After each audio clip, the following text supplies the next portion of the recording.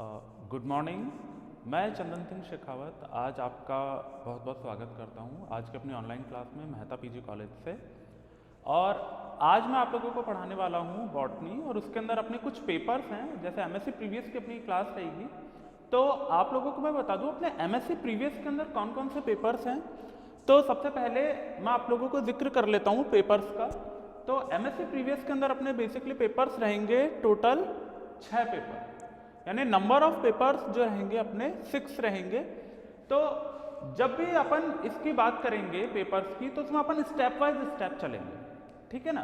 तो सबसे पहले तो आप लोगों को ये पता होना चाहिए कि आप जो सब्जेक्ट पढ़ने जा रहे हैं, प्रीवियस में आपने एडमिशन लिया है, तो उसमें आपके एमएससी बॉटनी में कितने आपके पेपर्स हैं प्रीवियस के अंदर। तो जैसा मैंने आपको बोर्ड पे मेंशन भी कर रखा है कि जैसे आपके टोटल नंबर ऑफ पेपर 6 हैं, तो इनके बारे में मैं थोड़ा सा आपको इंट्रोडक्शन दे देता हूँ कि कौन से पेपर में अपने को क्या क्या टॉपिक पढ़ने पड़ेंगे, या ऐसे कौन से टॉपिक्स है जिनके बिहाफ पर अपन ने इन पेपर्स को ये नाम दिया है, ठीक है। अब सबसे पहले मैं आपके सामने जिक्र कर रहा हूँ पेपर 1 का, जिसका नाम है cell and molecular biology. Second paper आ जाता है आपका cytology, genetics and cytogenetics. Third paper आता है आपका biology and diversity of lower plants, यानी क्रिप्टोगेम्स का। फोर्थ पेपर आता है आपका taxonomy and diversity of seed plants. Fifth paper आता है आपका plant physiology and metabolism. And sixth paper आता है आपका माइक्रोबायोलॉजी एंड प्लांट पैथोलॉजी, जो कि एक स्पेशल पेपर है, ठीक है। अब मैंने इंग्लिश में बता दिया, हालांकि सेल बायो मॉलिक्यूलर बायो मतलब इसका आणविक विज्ञान और कोशिका विज्ञान। साइटोलॉजी हिंदी में बता देता हूं, साइटोलॉजी यानी आनुवंशिकी और कोशिका आनुवंशिकी।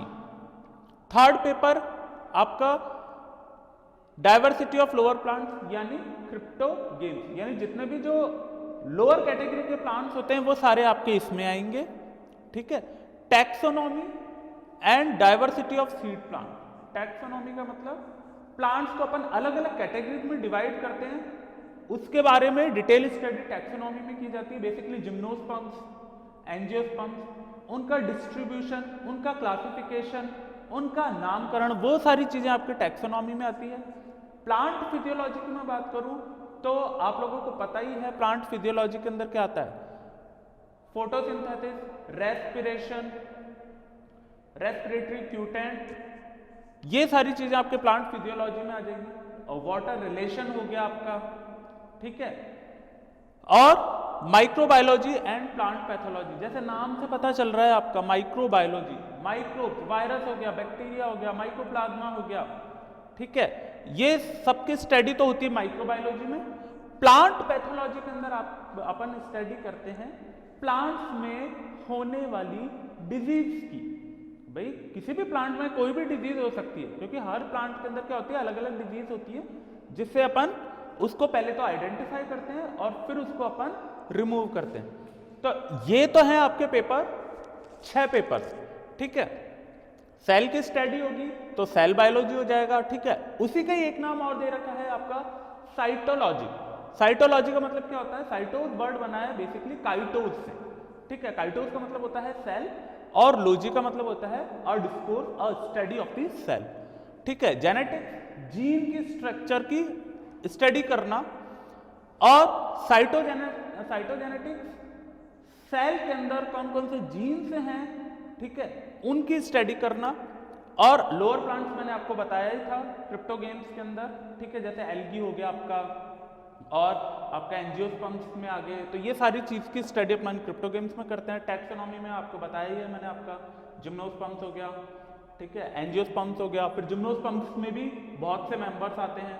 और बेसिकली अपन जो आज जो मैं आप लोगों के सामने सब्जेक्ट स्टार्ट करवाना चाह रहा हूं वो पेपर 4 है, जिसका नाम है taxonomy and diversity of seed plant. उसके अंदर अपनी यूनिट 1 में स्टार्ट करवा रहा हूं, उस यूनिट का नाम है जिम्नोस्पर्म, ठीक है।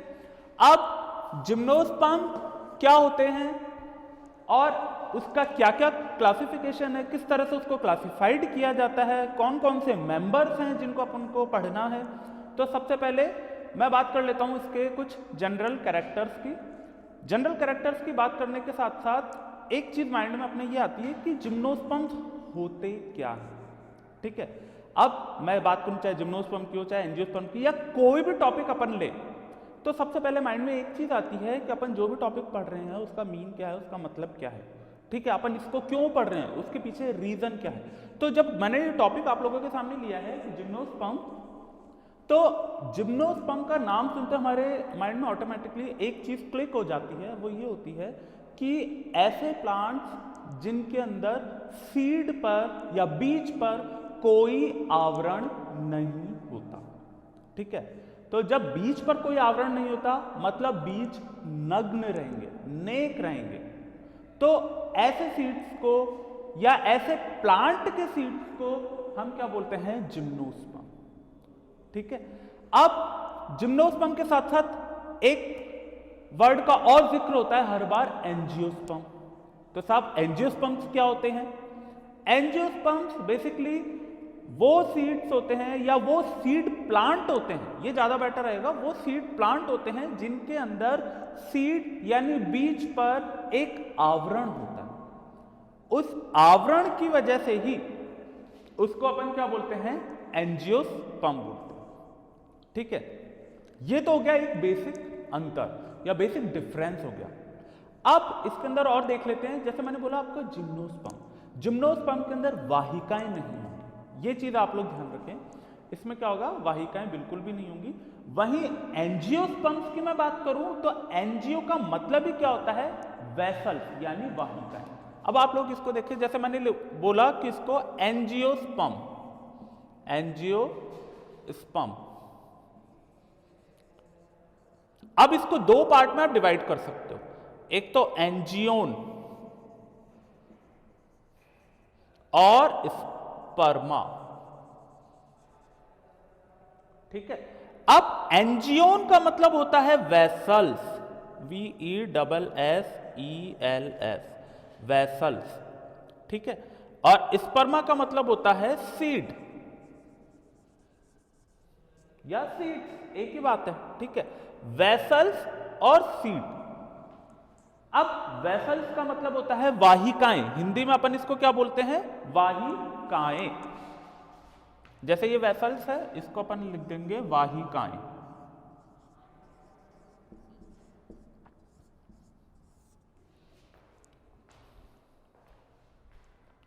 एक चीज हमेशा ध्यान रखना, जब भी वेसल्स या वाहिकाएं आप लोग पढ़ोगे तो उसमें ये चीज जरूर ध्यान रखना, वेसल्स जो होंगी हमेशा एंजियोस्पर्म्स के अंदर ही प्रेजेंट होंगी।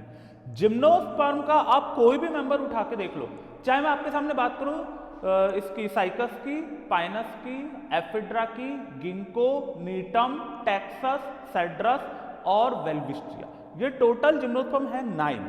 ठीक है, इनमें से क्या होगा, बहुत ही कम ऐसे होंगे जिसके अंदर क्या होगा, आपके वेसल्स प्रेजेंट होंगी। जैसे एफिड्रा हो गया, नीटम हो गया। तो ये एफिड्रा है और नीटम है, ये क्या है, बेसिकली अपवाद है, एक्सेप्शन है। बाकी आप कोई भी जिम्नोस्पर्म उठा के देखो, उसमें वेसल्स नहीं मिलेंगे आपको, उनमें क्या मिलेंगे आपको, ट्रेकिड्स, मतलब वाहिनिकाएं।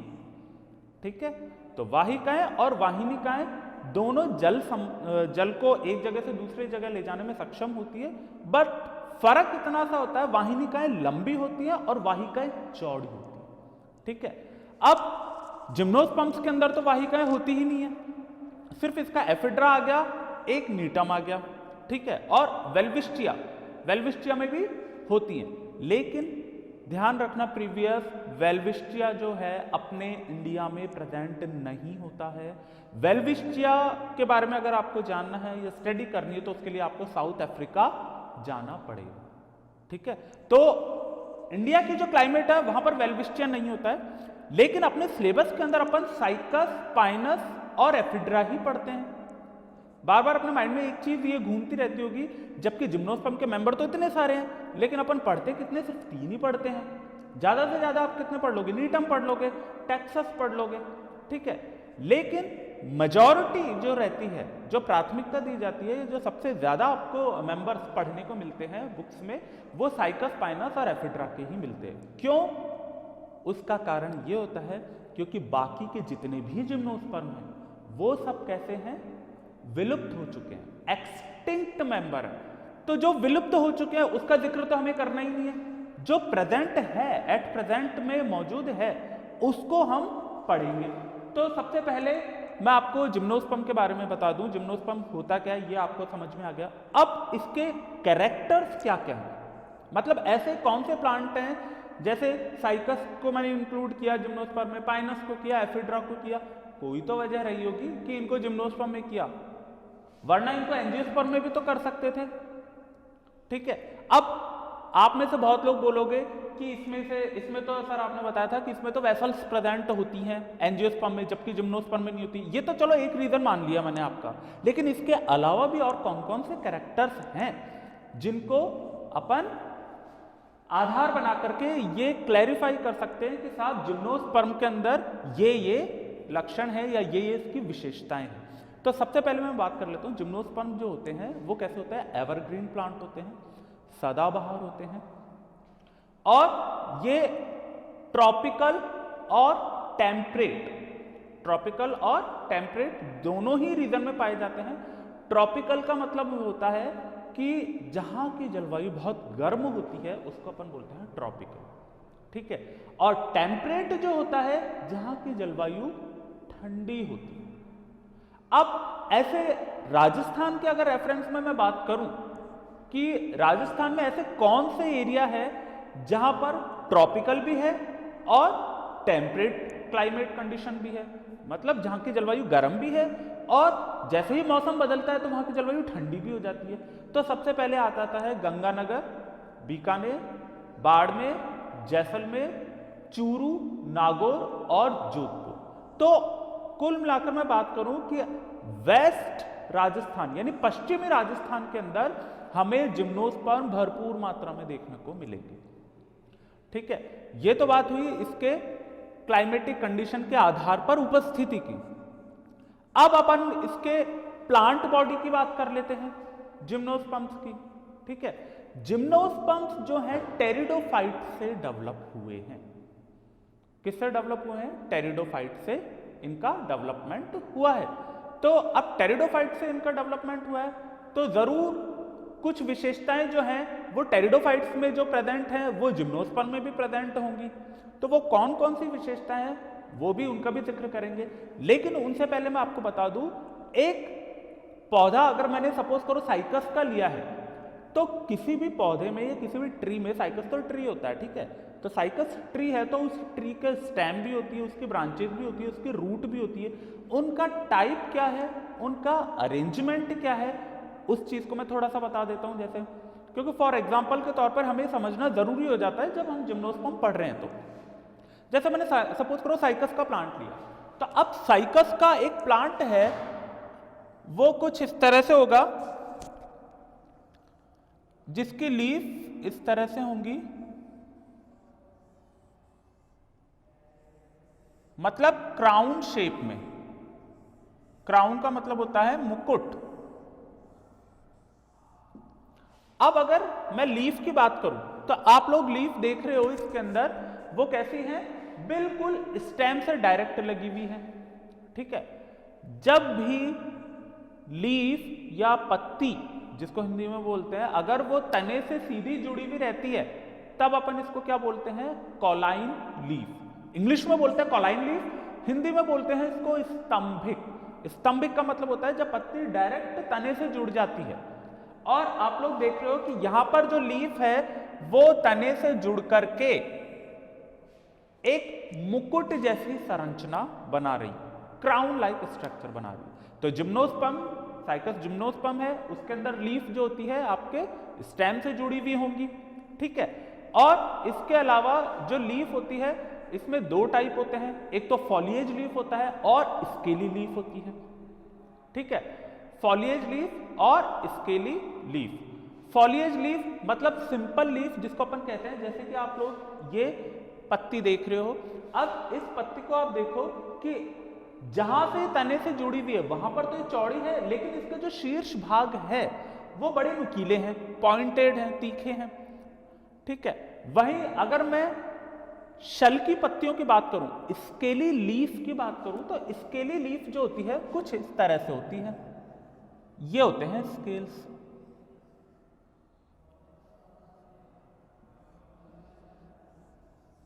ये क्या होती हैं?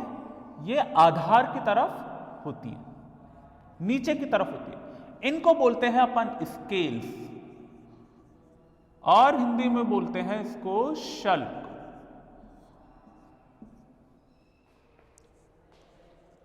स्केल्स और इनको बोलते हैं अपन हिंदी में शल्क। तो ये तो बात हुई लीफ की, जिम्नोस्पर्म की। अब इसके अलावा जिम्नोस्पर्म का जो स्टेम होता है, तना होता है, वो किस तरह का होता है? इसका जो तना होता है बिल्कुल इरेक्ट होता है। इरेक्ट का मतलब होता है ऊर्ध्व तना। ऊर्ध्व तना का मतलब क्या होता है? ऐसा तना जिसको किसी भी सहारे की जरूरत नहीं होती। ठीक है, इरेक्ट होगा, सिलेंड्रिकल होगा। सिलेंड्रिकल का मतलब होता है बेलनाकार, और इनमें ब्रांचिंग पैटर्न नहीं होगा। ब्रांचिंग पैटर्न का मतलब आपको यहां पे कहीं शाखाएं दिख रही हैं क्या? नहीं दिख रही ना, तो इसका मतलब क्या है? इनमें ब्रांचेज नहीं होती। साहब मैं बात कर लूं अब इसमें रूट की। अपन स्टेप वाइज स्टेप चल रहे हैं, पहले मैंने लीफ की बात करी, स्टेम की बात करी, अब मैं बात कर लेता हूं रूट की। तो रूट जो होती है इसके अंदर कैसी होती है? बेसिकली तो होती तो टैप रूट है, लेकिन बाद में वो कन्वर्ट हो जाती है एडवेंटिशियस रूट के अंदर। ठीक है, एडवेंटिशियस मतलब अपस्थानिक रूट, और होती क्या है? जो स्टार्टिंग जो इनिशियल स्टेज में होती है वो होती है टैप रूट। अब टैप रूट हिंदी में बोलते हैं मूसला मूल। अब मूसला मूल की बात करें तो मूसला मूल नाम से पता चल रहा है कि मूसल जैसे आकार की। अब मूसल जैसे आकार की कैसी होगी? सभी ने देखा है, सब लोग, आप लोग जानते हो। तो मूसल जैसा आकार जो होता है इसका, वो इस तरह का होगा।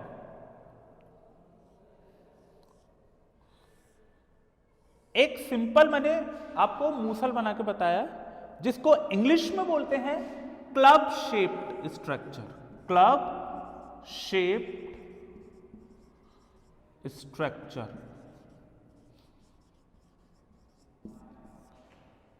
जिसको मुग्दराकार भी आप लोग कई जगह पढ़ोगे, मूसलाकार भी पढ़ोगे। मूसल जैसी क्लब शेप्ड, इंग्लिश में क्लब शेप्ड बोलते हैं, हिंदी में तो आप जैसा चाहो, जो पसंद हो वो आप बोल सकते हैं। लेकिन अगर मैं रूट की बात करूं, अब अपन इस शब्द को अगर जड़ के संदर्भ में अगर अपन इसको जानेंगे तो वो कैसे होगा, वो आप देखें इसको। ये जैसे एक रूट है, ठीक है, सपोज कर लो ये मूली की रूट है, रेडिश रूट जिसको अपन कहते हैं। अब आपने देखा होगा, ये तो हो गया इसका above ground part. Above ground part का मतलब होता है जो भूमि के ऊपर की तरफ हो। ठीक है, अब मेन रूट क्या है इसके अंदर? मुख्य जड़ कौन सी है? ये है मेन रूट। तो आप लोग कहोगे तो फिर ये क्या है? इनको अपन मुख्य जड़ नहीं बोलेंगे, ये होंगी पार्श्वीय जड़ें, लेटरल रूट। पार्श्व का मतलब होता है जो साइड में होती है, इसको बोलेंगे अपन लेटरल रूट्स।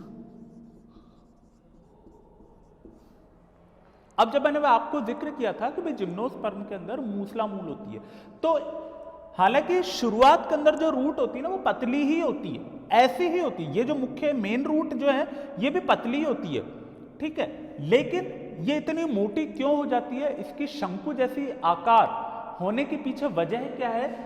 उसके पीछे वजह या कारण, इसके मोटापे का कारण क्या है? इसके अंदर संचित खाद्य पदार्थ यानी रिजर्व फूड मटेरियल प्रेजेंट होता है। इसी वजह से इस मूल का जो आकार होता है वो कैसा हो जाता है? मोटा।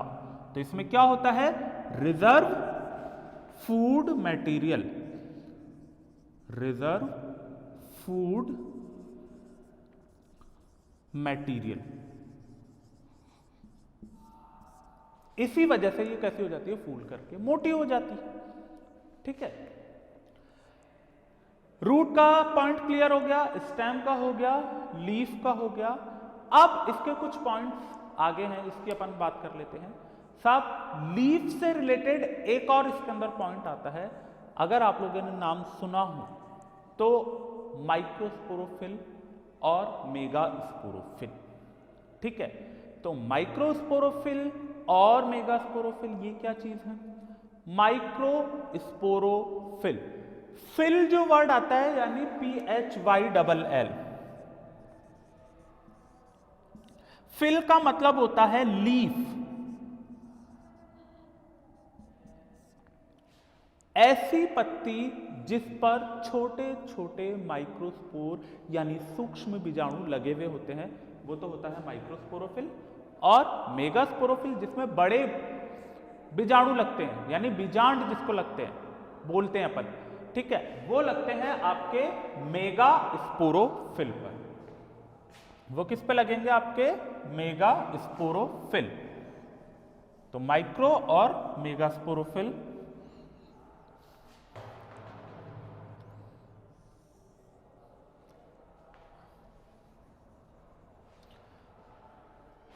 अब आप लोगों के बारे में, आप लोगों को ये प्रश्न आप लोगों के दिमाग में आ रहा होगा कि सर ये माइक्रोस्पोरोफिल या मेगास्पोरोफिल की बात तो कर रहे हैं, लेकिन ये चीजें क्या हैं, कहाँ लगती है? ठीक है, माइक्रोस्पोरोफिल और मेगास्पोरोफिल जो होता है ये एक तरह की ऐसी पत्ती होती है जो कि स्टेम से ही जुड़ी हुई होती है। और मेल और फीमेल कोन का नाम आप लोगों ने सुना होगा, नर शंकु और मादा शंकु। तो वो जो नर शंकु और मादा शंकु की बात हो रही है वो लगते हैं आपके माइक्रो और मेगा स्पोरोफिल पर। ठीक है, अब जैसे सपोज कर लो एक ये स्टेम है, इस पर मेल कोन की बात कर रहा हूं मैं, मेल कोन। ठीक है, क्योंकि मेल कोन जो होगा वो इस पे लगेगा आपके।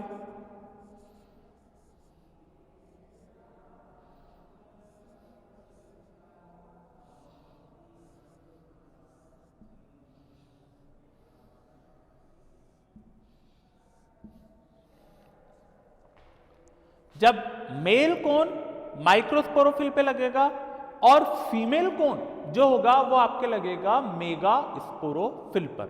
अब फीमेल कोन मेगा स्पोरोफिल पर क्यों लगेगा भाई? आप लोगों, बहुत लोगों के माइंड में ये चीज भी आ रही होगी। तो वो इसलिए लगेगा क्योंकि फीमेल कोन जो होता है ना वो मेल कोन की तुलना में कैसा होता है? बड़ा होता है। ठीक है, फीमेल कोन जो होगा वो कैसा होगा? बड़ा होगा।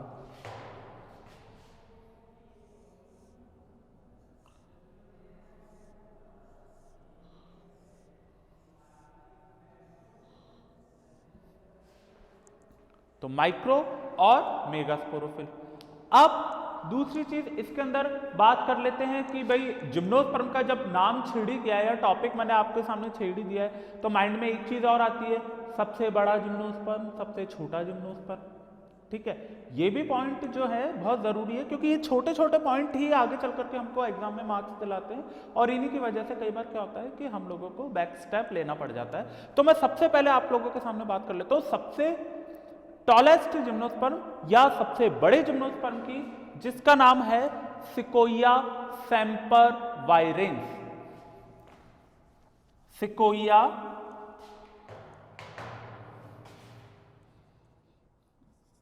SEQUOIA, sequoia sempervirens. सेम्परवायरेंस जो कि क्या है? सबसे बड़ा जिम्नोस्पर्म। ये जिम्नोस्पर्म ऐसे हैं जो 100 मीटर तक ऊंचे हो सकते हैं। तो वहीं सबसे छोटे जिम्नोस्पर्म की बात कर लेते हैं। सबसे छोटा जिम्नोस्पर्म कौन सा होगा इसका? जामिया पिग्मिया।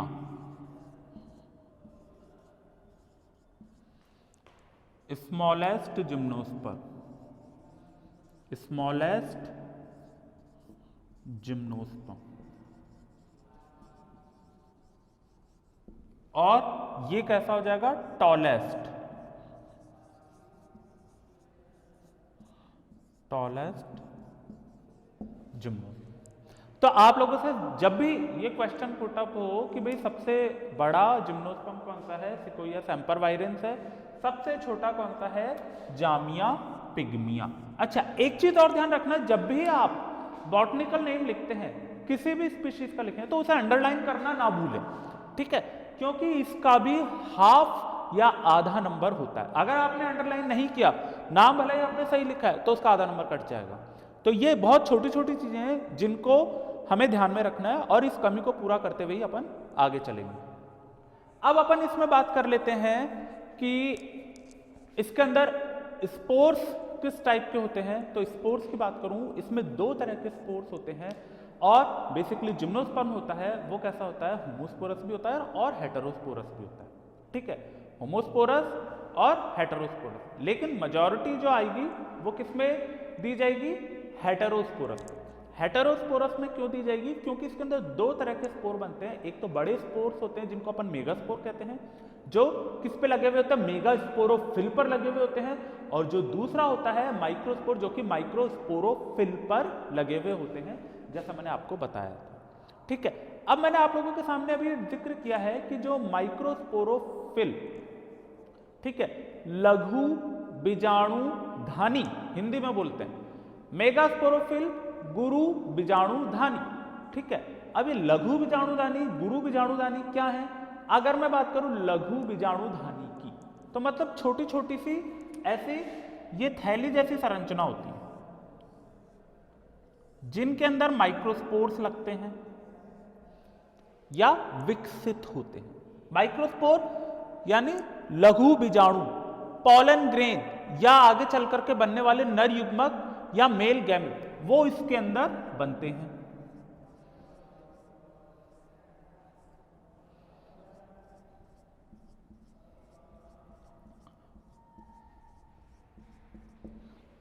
ठीक है, आप लोगों के माइंड में एक चीज आ रही होगी, अरे लघु बीजाणुधानी है चाहे गुरु बीजाणुधानी है, वो होती तो गोल है, ठीक है। तो ये जरूरी नहीं है कि वो हर बार गोल ही होगी, वो अंडाकार शेप में भी हो सकती है। इसका जिक्र अपन करेंगे जब साइकस स्टार्ट करेंगे। तो साइकस के अंदर जब अपन पढ़ेंगे तब वहां पर आप देखोगे कि उसमें अंडाकार लघु बीजाणुधानियां देखने को मिलती है, जिसके अंदर छोटे छोटे लघु बीजाणु यानी माइक्रोस्पोर्स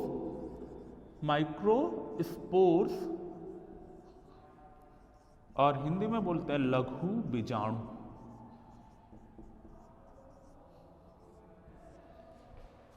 देखने को मिलते हैं, ठीक है। ऐसे ही गुरु बीजाणु होते हैं। गुरु का मतलब क्या होता है, जो बड़ा हो, आकार में बड़ा हो। तो जब आकार में बड़ा होगा तो उनके लिए जगह भी ज्यादा चाहिए होगी। जब जगह ज्यादा चाहिए तो वो कौन सी बीजाणुधानी में आएंगे, गुरु बीजाणुधानी। तो गुरु बीजाणुधानी मेगास्पोरोफिल, वो साइज में कैसी होगी, बड़ी होगी। इनके अंदर बड़े बड़े मेगास्पोर्स होंगे जो ज्यादा जगह घेरेंगे।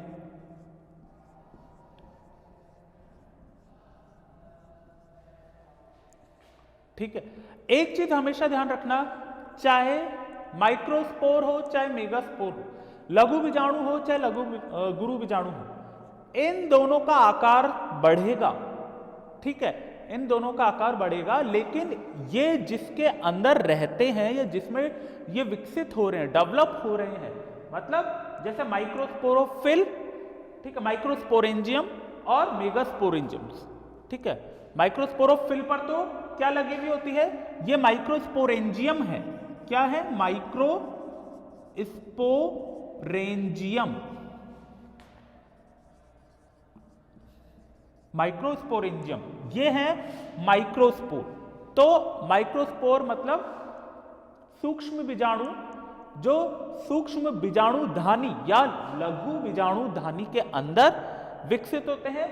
ये लघु बीजाणुधानी जो होती है ये किस पर लगी हुई होती है, लघु बीजाणु पर्ण या इंग्लिश में जिसको बोलते हैं माइक्रोस्पोरोफिल।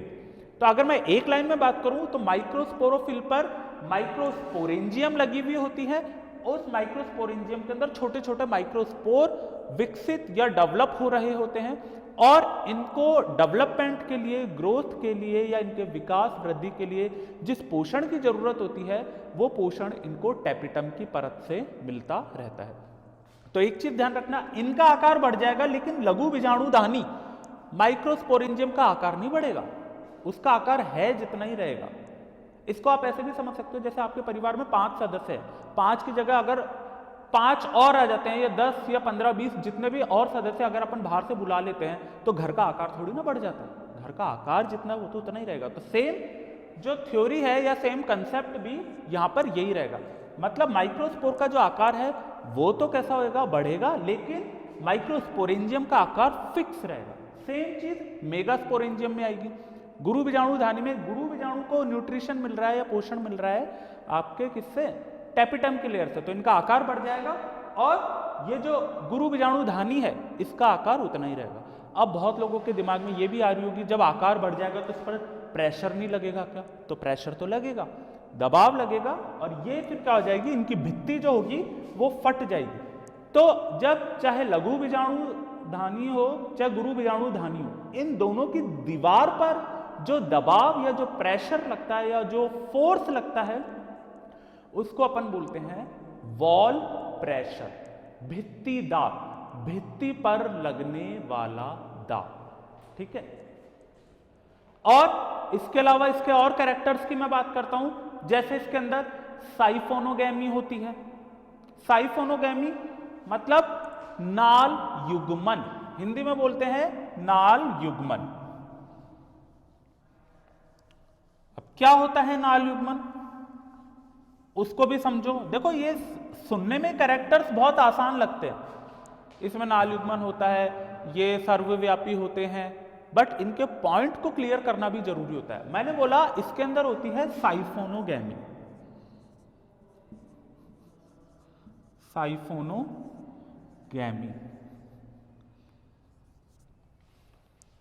ये भी 2 वर्ड से मिलकर के बना है, साइफन और गैमस। गैमस को अपन ने गैमी बोल दिया। साइफन का मतलब होता है हिंदी में होता है नाल, ठीक है, और गैमी का मतलब होता है युग्मक। अब युग्मक की बात हो रही है तो ऐसा नहीं कि इसमें नर युग्मक ही आएंगे, इसमें मादा भी आएंगे, दोनों तरह के युग्मक आएंगे। तो इसमें नर और मादा दोनों ही युग्मक इसके अंदर आएंगे।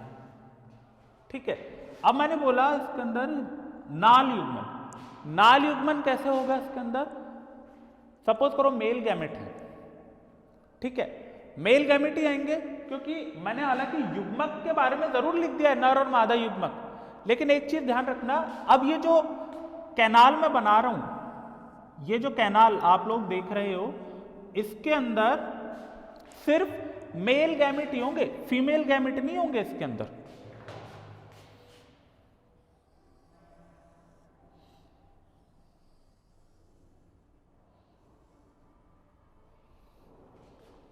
ठीक है, मेल गैमेट होंगे इसके अंदर वो इस तरह से,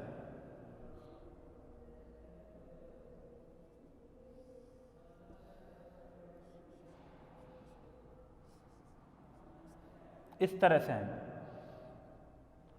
ये, इसके अंदर मेल गैमेट आते हैं। और यहां पे ये जो एक तरह से क्या है, ये कैनाल है, पॉलन ट्यूब है, ये क्या है, पॉलन ट्यूब, जिसके अंदर क्या होते हैं 2 मेल गैमेट होते हैं। उन मेल गैमेट को मैंने ऐसे बता दिया, और एक इसका अपना न्यूक्लियस होता है जिसको अपन बोलते हैं पॉलन ट्यूब न्यूक्लियस, या आपको ट्यूब न्यूक्लियस भी लिखा हुआ मिलेगा।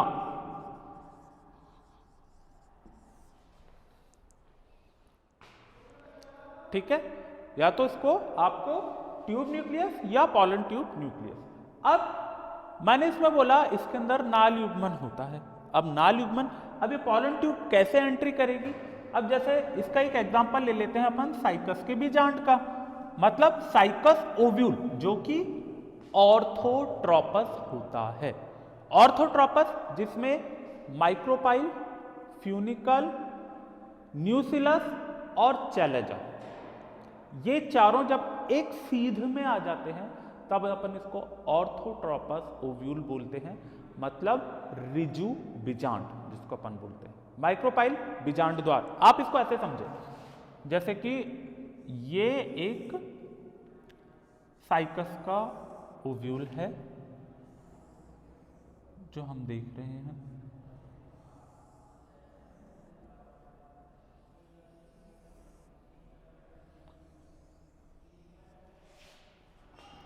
इसके अंदर यह आ जाएगा आपका न्यूसिलस वाला पोर्शन,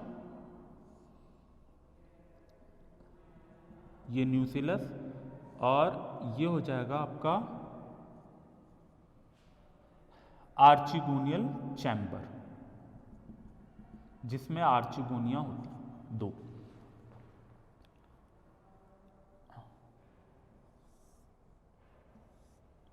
और ये हो जाएगा फ्यूनिकल या फ्यूनिक्यूलस।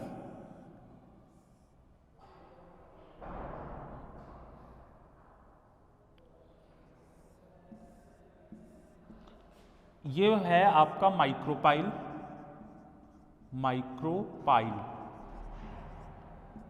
माइक्रोपाइल को बोलते हैं बीजांड द्वारीय प्रवेश। ठीक है, ये बीजांड है, उसका ये द्वार है, उसमें कौन प्रवेश करेगा? उसके अंदर ये पॉलन ट्यूब जो है, मैंने आप लोगों को अभी बताई थी थोड़ी देर पहले, ये पॉलन ट्यूब जो होती है इसके अंदर प्रवेश करती है, जिसके अंदर 2 मेल गैमेट होते हैं, यानी 2 नर युग्मक, 2 मेल गैमेट। नर का साइन ऐसा होता है, ठीक है, इसलिए मैंने शॉर्ट में लिख दिया है 2 मेल गैमेट, और फीमेल गैमेट के लिए साइन ऐसा आ जाता है। ठीक है, तो ये तो हो गया 2 मेल गैमेट, और ये हो गया इस पॉलन ट्यूब का न्यूक्लियस यानी केंद्रक। अब ये जो न्यूक्लियस है इसका कुछ नहीं होता, ये आगे चल करके कुछ भी नहीं करता, ये जहां पर है ये वहीं रहता है। ठीक है, अब अपन इसमें देखते हैं कि मैंने आप लोगों को बताया कि ये पॉलन ट्यूब जो होती है यहां एंटर करती है। ये तो माइक्रोपाइल एरिया है। पॉलन ट्यूब जो होती है वो यहां आकर के फट जाती है, और जैसे ही ये फटती है तो यहां से निकलते हैं मेल गैमेट, और ये मेल गैमेट जो होते हैं अंदर की तरफ चले जाते हैं। अब आप लोग सोच रहे होंगे ये क्या संरचना है? ये है अध्यावरण, इंटेग्यूमेंट, जिसको अपन इंग्लिश में बोलते हैं इंटेग्यूमेंट।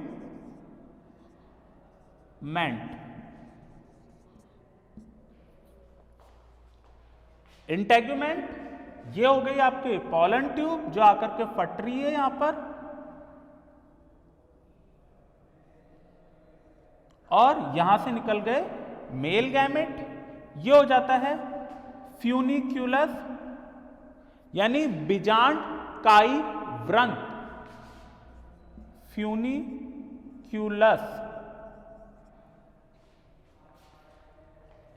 ये हो जाता है न्यूसिलस, न्यूसिलस।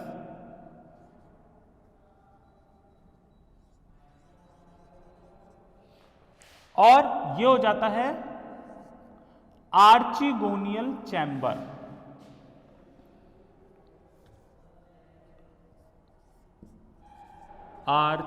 आर्चिगोनियल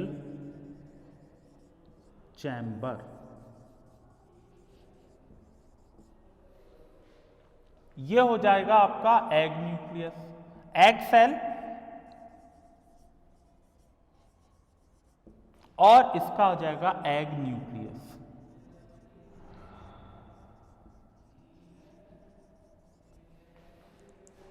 ठीक है, अब आप लोग इसको देखें कि जैसे ये पॉलन ट्यूब आती है, ये फट जाती है, फटने के बाद दोनों मेल गैमेट निकलते हैं। पॉलन ट्यूब से निकलने के बाद में इस नाल जैसी संरचना के अंदर जाते हैं, और जाने के बाद में ये क्या है? न्यूसिलस। न्यूसिलस का मतलब होता है बीजांड का है, जो कि न्यूट्रिशन प्रोवाइड करवाता है। ठीक है, किसको? ये मेल गैमेट को। फिर आगे चल करके आर्चिगोनियल चैम्बर, जहां पर आर्चिगोनिया यानी स्त्री धानी के अंदर जो छोटे छोटे अंडे से बनते हैं, ये वहां पर पहुंचता है, और फिर लास्ट में जाकर के ये एग सेल है उसको इन दो में से एक मेल गैमेट जो होता है वो क्या कर देता है, फ्यूज्ड कर देता है। मतलब ये एक मेल गैमेट नर युग्मक जब इस अंड कोशिका को निषेचित करेगा तब डिप्लॉइड स्ट्रक्चर क्या बन जाएगी, जाइगोट। जैसे आपको मैं बता दूं, आप लोग यहां देखें, इधर मेल गैमेट जो होगा,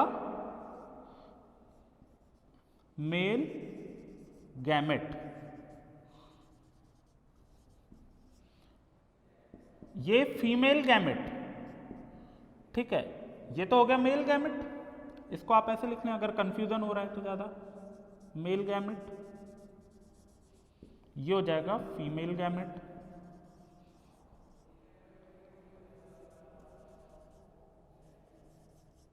जब मेल गैमेट फीमेल गैमेट, यानी फीमेल गैमेट का मतलब हो गया ये एग सेल, इस एग सेल को जाकर के फ्यूज्ड कर देता है या निषेचित कर देता है, तब एक संरचना बनती है जिसको अपन बोलते हैं जाइगोट। ये जाइगोट कैसा होगा, डिप्लॉइड, 2n।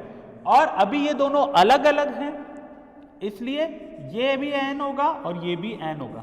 n का मतलब होता है अगुणित। अगुणित का मतलब क्या होता है, जिनका गुणन नहीं हुआ है, मतलब जिनका मिलन नहीं हुआ है, दोनों अलग अलग हैं, इसलिए इनको अपन ने n लिखा है, जिनको अपन बोलते हैं हिंदी में अगुणित। जब ये दोनों मिल जाते हैं तो डिप्लॉइड स्ट्रक्चर जाइगोट बना लेते हैं, और जो कि कैसी होती है, द्विगुणित, 2n।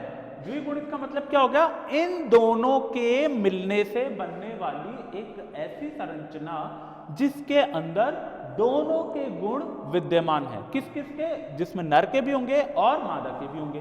तो अब ये जो जाइगोट बन रहा है ना, ये जाइगोट यानी युग्मनज, जिसको अपन हिंदी में बोलते हैं युग्मनज, वो युग्मनज बना कैसे, वो ऐसे ही तो बना। ये पोलन ट्यूब आई, पोलन ट्यूब क्या करी, बीजांड द्वारी प्रवेश पर आकर के फट गई। अब आप लोगों के दिमाग में ये चीज आ रही होगी, ये फट कैसे जाती है, ये अंदर क्यों नहीं जाती है। तो आप लोगों को एक बात मैं बता दूं, पोलन ट्यूब अंदर इसलिए नहीं जाती है क्योंकि ये जो जगह होती है ना, जिसको अपन ने बोला ना साइफोनोगैमी, नाल युग्मन, ये इतनी पतली होती है कि इसके अंदर पोलन ट्यूब जा ही नहीं सकती। ठीक है, पराग नलिका जो है वो जा ही नहीं सकती है। तो जब वो जाएगी नहीं तो उसके पास एक ही चारा रह गया, वो बाहर की तरफ फटेगी, और बाहर की तरफ फटने के बाद जैसे ही इसके अंदर नर युग्मक बाहर निकलते हैं, नर युग्मक के अंदर जाने के लिए ही जगह होती है, बस मेल गैमेट अंदर चले जाए इतनी जगह होती है। पोलन ट्यूब के अंदर तक एंट्री करने के लिए कोई जगह नहीं होती है, इसलिए इसके पास में एक ही चारा होता है, ये बाहर फट जाती है और मेल गैमेट अंदर चले जाते हैं। इनमें से क्या होता है, एक मेल गैमेट जो होता है वो क्या करता है, एग को फ्यूज्ड कर देता है, निषेचित कर देता है, जिससे जाइगोट बन जाता है। अब बहुतों के दिमाग में ये भी आ रहा होगा, एक तो चलो कर देता है लेकिन बाकी के दूसरे का क्या। तो आपको मैं एक चीज बता दूं, कई बार इसमें भी दो सिचुएशन है। वो कई बार ऐसे होते हैं कि सपोज करो एक की जगह दो नर युग्मक अगर एक ही अंडे को निषेचित करते हैं, तब हो जाती है पॉली एम्ब्रियोनी। पॉली एम्ब्रियोनी का मतलब होता है, पॉली का मतलब बहुत सारे एम्ब्रियो बन जाते हैं। ठीक है, एक तो ये कारण हो सकता है, और दूसरा क्या कारण होता है, जब अपन पढ़ते हैं डबल फर्टिलाइजेशन जो कि एंजियोस्पर्म के अंदर होता है, वहां पर भी क्या होता है, सेम सिचुएशन होती है। पोलन ट्यूब में दो ही न्यूक्लियस होते हैं, तो जब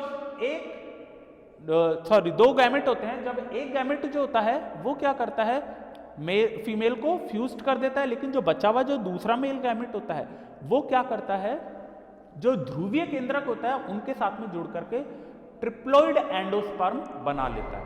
तो ट्रिप्लॉइड एंडोस्पर्म बनता है, आफ्टर फ्यूजन बनता है, वो बनता है आपके एंजियोस्पर्म के अंदर। वहीं जिम्नोस्पर्म की अगर अपन बात करें तो जिम्नोस्पर्म के अंदर एंडोस्पर्म जो होता है, यानी भ्रूण पोष, भ्रूण को जो पोषण देता है, वो निषेचन से पहले बनता है। इसलिए जिम्नोस्पर्म के अंदर एंडोस्पर्म यानी भ्रूणपोष कैसा होगा, हैप्लॉइड होगा। कैसा होगा, एंडोस्पर्म हैप्लॉइड। ये आप लोग देखें,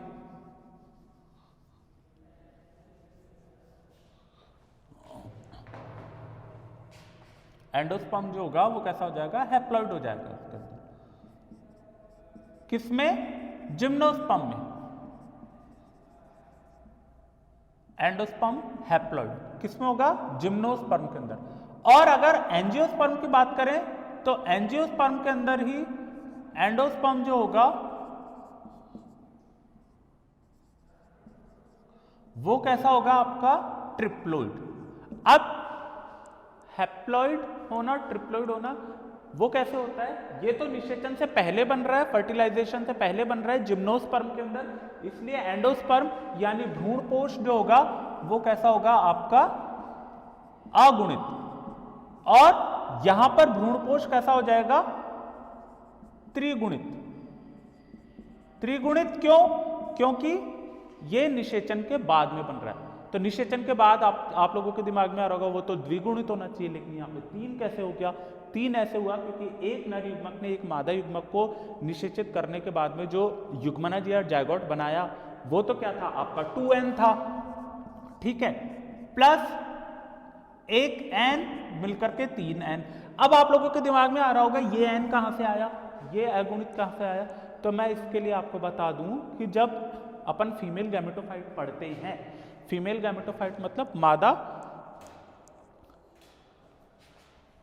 युग्मकोद्भिद की अपन जब संरचना पढ़ते हैं तो उसके अंदर 2 केंद्रक होते हैं, ठीक है।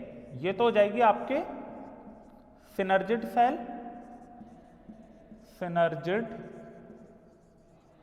सेल्स, ये हो जाएगी आपकी एग सेल, एग सेल। और यहां पर आ जाएगी आपकी एंटीपोडल सेल। एंटीपोडल का मतलब क्या होता है?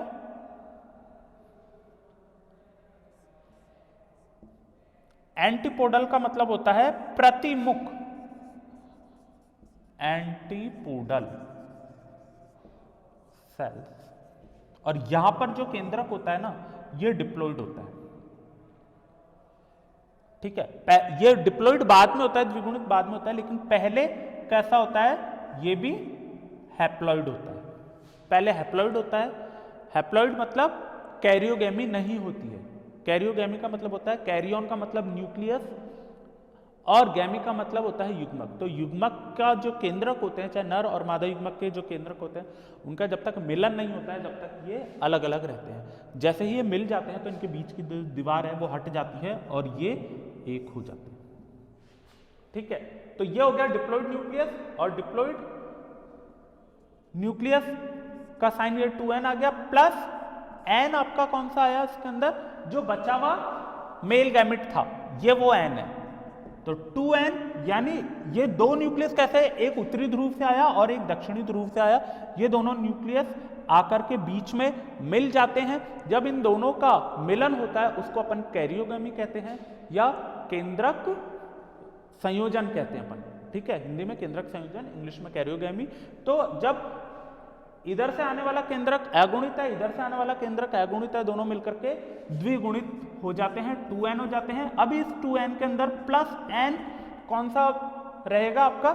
जो पॉलन ट्यूब के अंदर बचा हुआ केंद्रक है, सॉरी युग्मक है, बचा हुआ युग्मक जब इस 2n में आकर के जुड़ता है तो ये 3n बन जाता है। इसीलिए अपन कहते हैं कि एंजियोस्पर्म के अंदर एंडोस्पर्म जो होता है वो त्रिगुणित होता है, क्योंकि वो निषेचन के बाद बनता है और इसमें 2 बार निषेचन होता है, इसलिए अपन इसको डबल फर्टिलाइजेशन भी बोलते हैं, द्विनिषेचन, ठीक है। यह होती है साइफोनोगैमी की प्रोसेस। अब इसके बाद में अपन बात कर लेते हैं इसके क्लासिफिकेशन की। तो क्लासिफिकेशन की बात करूं तो कुछ इंपॉर्टेंट क्लासिफिकेशन आते हैं, जैसे रॉबर्ट ब्राउन का भी आता है और ब्रांगनियर्ट का भी आता है, बेंथम हुकर का भी आता है, ओसवाल्ड टिप्पो का भी आता है, बीरबल साहनी का आता है, वॉन टिगहैम का आता है और स्पोर ने, जो कि आपके सिलेबस के अंदर है, वो भी आता है। अब एक चीज मैं आपको बता दूं कि सबसे पहले अपन जो बोर्ड पर मेंशन है वो है बेंथम और हुकर का क्लासिफिकेशन, ठीक है। बेंथम और हुकर, इस क्लासिफिकेशन को स्टार्ट करने से पहले मैं थोड़ा सा आप लोगों को बता दूं कि मैंने अभी जिक्र किया था रॉबर्ट ब्राउन का। तो रॉबर्ट ब्राउन ने भी क्या किया था कि अलग अलग ग्रुप में बांट दिया था। जब वर्गीकरण किया उन्होंने जिम्नोस्पर्म का, तब उन्होंने क्या किया, मेल फ्लावर और फीमेल फ्लावर को अलग बांटा। ब्राउंगनियर्ट का मैंने नाम लिया था, एक साइंटिस्ट थे, तो साहब ब्राउंगनियर्ट ऐसे साइंटिस्ट थे, उन्होंने क्या किया था, जिम्नोस्पर्म को यानी अनावृत बीजी को किसमें रख दिया था, द्विबीजपत्री में रख दिया था। फिर उसके बाद में एक साइंटिस्ट आए बेंथम हुकर, जिनका वर्गीकरण सबसे ज्यादा फेमस हुआ और जो आप लोग बोर्ड पे देख रहे हो, उन्होंने क्या किया था, यहां पे लिखा हुआ है फेनेरोगेम्स। ठीक है, फेनेरोगेम्स कोई अलग वर्ड नहीं है, फेनेरोगेम्स जिम्नोस्पर्म को ही बोलते हैं। उसकी वजह ही होती है क्योंकि जिम्नोस्पर्म के अंदर क्या होता है, जो अंडाशय जो होता है वो कैसा होता है, बिल्कुल नग्न रहता है, इसके अंदर फल भित्ति नहीं बनती है। ठीक है ना, तो ओवरी जो है वो बिल्कुल नेक्ड रहेगी इसके अंदर, क्योंकि बीच पर तो कोई आवरण नहीं होता है। ठीक है, बीच पर कोई आवरण नहीं होता है, तो इसलिए इसमें जो बीज जो होते हैं वो कैसे होते हैं, विदाउट कवरिंग होते हैं, और इसमें फल भित्ति नहीं बनती है। इसी वजह से अपन इनको क्या बोलते हैं, फेनेरोगेम्स। और फेनेरोगेम्स क्या होता है, फ्लावरिंग प्लांट्स। फ्लावरिंग प्लांट्स मतलब जिनमें फूल होते हैं, फूल खिलते हैं। अब उन फेनेरोगेम्स के 3 वर्गों में विभाजित कर दिया फेनेरोगेम्स को। अब उनके 3 वर्ग या 3 क्लास कौन कौन सी थी, डाइकॉट थी, जिम्नोस्पर्म थी और मोनोकॉट थी। ठीक है, इन्होंने क्या करा, जिम्नोस्पर्म को डाइकॉट और मोनोकॉट दोनों में के बीच में रख दिया। ठीक है, दोनों के बीच में रखा। अब दोनों के बीच में क्यों रखा, क्योंकि उसकी वजह ये थी कि इसमें डाइकॉट के गुण भी थे और इसमें मोनोकॉट के भी गुण थे। ठीक है, इसी वजह से इनको बीच में रख दिया। अब अगर जिम्नोस्पर्म की बात करें तो जिम्नोस्पर्म को 3 ऑर्डर में बांट दिया। 3 ऑर्डर में बांटा किसने, बेंथम हुकर ने। अब वो 3 ऑर्डर कौन कौन से थे, जैसे साइकेडेसी, कॉनिफेरी और नीटेसी। तो साइकेडेसी के अंदर आएगा आपका साइकस, कॉनिफेरी के अंदर आएगा आपका पाइनस, मैं यहां लिख देता हूं, यहां पे आएगा साइकस एग्जाम्पल, यहां आ जाएगा पाइनस, और इसके अलावा नीटेसी में आएगा आपका नीटम। नीटेसी में क्या आएगा, नीटम, GNETUM, नीटम, नीटम। यह आएगा पाइनस, यह आएगा साइकस।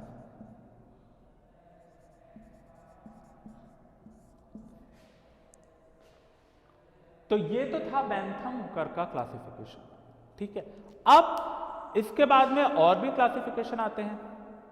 ठीक है, जैसे बीरबल साहनी का आ गया, तो बीरबल साहनी का जो क्लासिफिकेशन है उसमें भी क्या था, उन्होंने जातीय वृत्ति के आधार पर दिया था, फाइलोजेनी के आधार पर दिया था। अब फाइलोजेनी क्या होती है, फाइलोजेनी का मतलब है, हिंदी में तो बोलते हैं उसको जातीय वृत्ति है। ठीक है, और जातीय वृत्ति का मतलब होता है किसी भी जाति के सामूहिक विकास को ही अपन इंग्लिश में फाइलोजेनी बोलते हैं और हिंदी में जातीय वृत्ति बोलते हैं। ठीक है, वो उसके बारे में अपन डिस्कस जो है वो कल की क्लास में करेंगे, कल के टॉपिक में करेंगे, वरना आज बहुत ज्यादा हो जाएगा।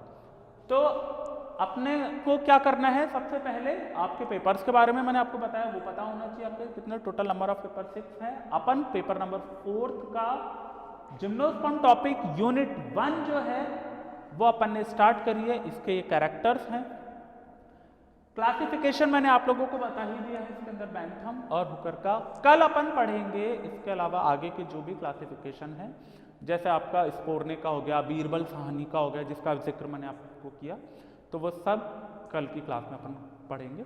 तब तक के लिए आप लोग इसको रिवाइज करें, अच्छे से इसको पढ़ें, और कोई भी प्रॉब्लम आती है तो उसको अपन नेक्स्ट लेक्चर में डिस्कस करेंगे।